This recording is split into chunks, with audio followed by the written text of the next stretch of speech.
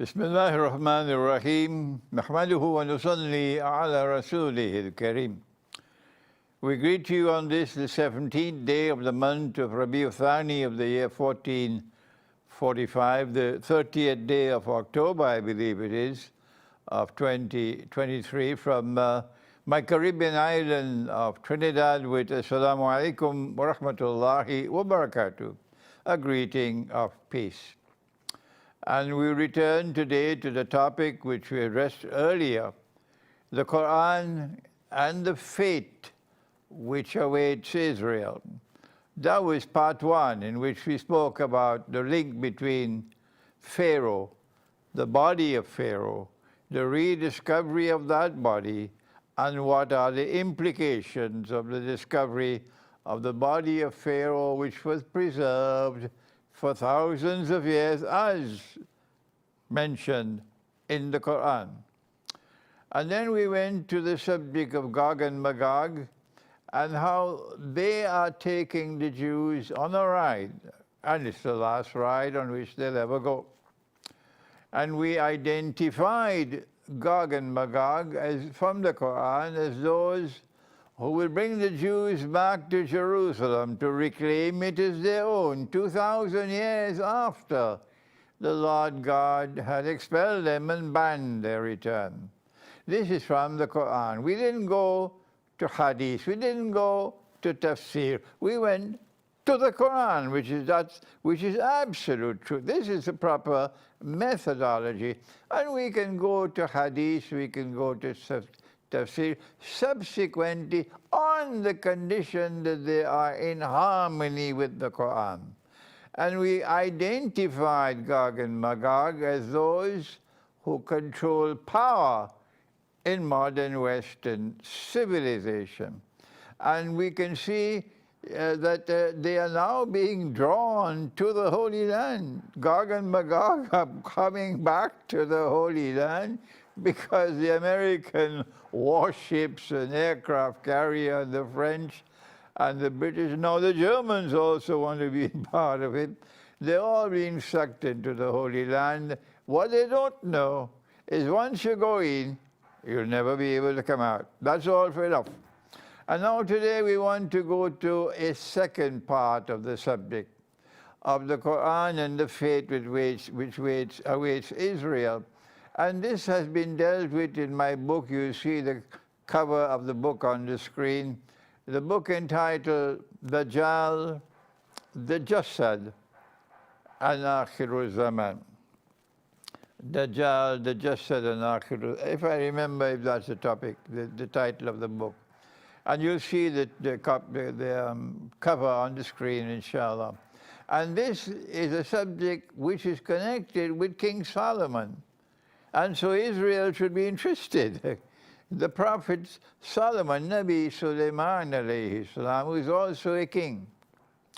And he is ruling the world. Israel is a ruling state. The holy state of Israel from Jerusalem is the ruling state in the world. And in the Qur'an, the Lord God informs us of a vision that he had. He saw someone sitting on his throne, and it was something that caused him great distress. He is the wisest of all men, and it's a vision that he could immediately penetrate. Me, I would take years to penetrate this vision and understand it, but not Sulaiman alayhi salam. In a flash, and he's able to penetrate someone sitting on my throne. And he is a very evil being, and the Qur'an describes him as a Jassad.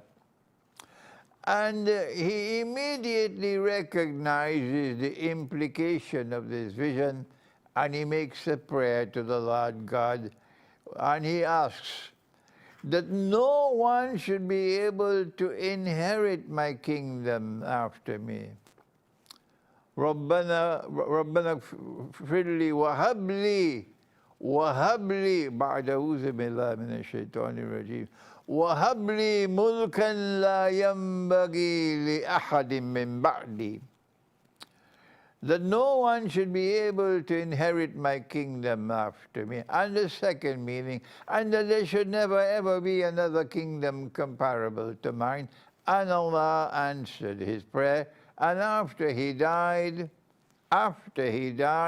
let me repeat it one more time. After he died, because that is important, after he died, Holy Israel collapsed. So who was that person shown in the vision, the divine vision given by the divine being to Solomon? Who is that person sitting on the throne? Who is that evil being who wants to inherit his kingdom and therefore wants to rule the world from Jerusalem? All that you need is €5 worth of intelligence. That's all to recognize it's the Antichrist. He wants to impersonate the Messiah. He wants to rule the world from Jerusalem so that he can declare, I am the Messiah. And he is a very evil being. That is the vision. That is the vision which was shown to Solomon by the Lord God. And when Allah answered that prayer, then when he died, when Solomon died, the kingdom disappeared, never to be recovered. This Israel is a bogus holy state. It's not a holy state at all. Truth has zero tolerance for oppression. And this is an oppressor. How could this be holy Israel? Stop your nonsense. Now we leave. I think this was Surah As-Sad. And we now go to, where is it? Surah 2. I'm mixing up now, I'm too tired. To another surah of the Qur'an, when Allah speaks about the death of Solomon. فَلَمَّا قَضَى عَلَيْهِ الْمَوْتِ, when Allah ordained maut or death for Solomon. ما ضلهم عن موتي إلا دابة الأرض تأكل من سأته. They did not know that he was dead when Solomon died until Dabbatul Ard, or the creature of the earth, or the beast of the earth, which is in Christian and Jewish eschatology, ta'kulu, consume the minsa of his stuff, minsa'atahu. And when the minsa of his stuff collapsed, only then were they able to recognize that Solomon was dead. And as a result, so long as the Jasad sitting on the throne and holding the staff, and the minsa of the staff is intact, the Jasad is able to deceive them. Who are they? The Qur'an speaks several times that Allah responded to the dua or the prayer of Solomon, that there should never be a kingdom like mine, that he ordered the jinn, the shayateen of the jinn, the satanic jinn, not the believers, to work for him. And other jinn who were mukarranina fil aswad, who were in chains, they had to work for Solomon, to do whatever he had to do, things for the temple to be molded, to be melted, to be forged. And they had to do this work. And so when Solomon died, Sulaiman alayhi salam, the Jasad sitting on the throne, holding on to the staff, is capable of using the minsa of the staff to deceive the jinn, so that they believe that Solomon is still alive, because they can see him walking and talking and eating and standing and presiding over his court, and they are convinced that he is alive. So then, the minsa of the staff was something which was capable of intervening in time, in the movement of time, and causing time to move forward and backward. Today it's commonplace. You can go on your television set and you can see General Charles de Gaulle. There he is on the screen. He's talking and he's walking. Yes, you can see all these things.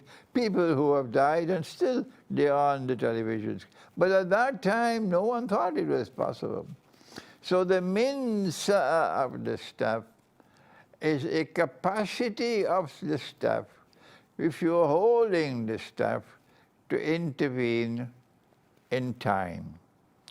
And Dabbatul Ard are creatures created by Allah, who have a capacity created by Allah, which can destroy that capacity of the staff. The minsa, this is with sin. The staff is with sword, sa'a, but this is minsa with a seam. So the Dabbatul Ard can destroy, can consume the minsa of the staff. What is that Dabbatul Ard? If you go to the books, the classical books of tafsir, you hear about termites, and they're eating the bottom of the staff. And when they eat sufficient of the bottom of the staff, it loses its balance, the staff collapses, and then the body collapses. That's nonsense. That is nonsense. Now we're talking about a proper and correct interpretation or explanation of the Qur'an, not nonsense. And so now, this is the explanation of Dabbatul Ard. Before we end, when the minsa of the staff is gone, then Dajjal, who is the Jasad, will no longer be able to use the jinn to do his evil work. And that's goodbye to Israel. That's goodbye to Israel. So now we need to answer the question, who or what is Dabbatul Ard? Something capable of destroying the spiritual heart of the staff. And I have offered an interpretation, I can be right, I can be wrong, that it is the electromagnetic waves coming from wireless internet and so on. But I forgot to mention that after the Great War, with all the nuclear explosions that takes place, I think what the corruption of the atmosphere will be far more, the radiation in the atmosphere will be far more, and that also could be part of that Dabbatul Ard, which will destroy the minsa of the staff. And when Dajjal is no longer capable of using the minsa of the staff to deceive the jinn, they no longer work for him. And that's goodbye to Israel. Thank you. Wassalamu alaikum wa rahmatullahi wa barakatuh.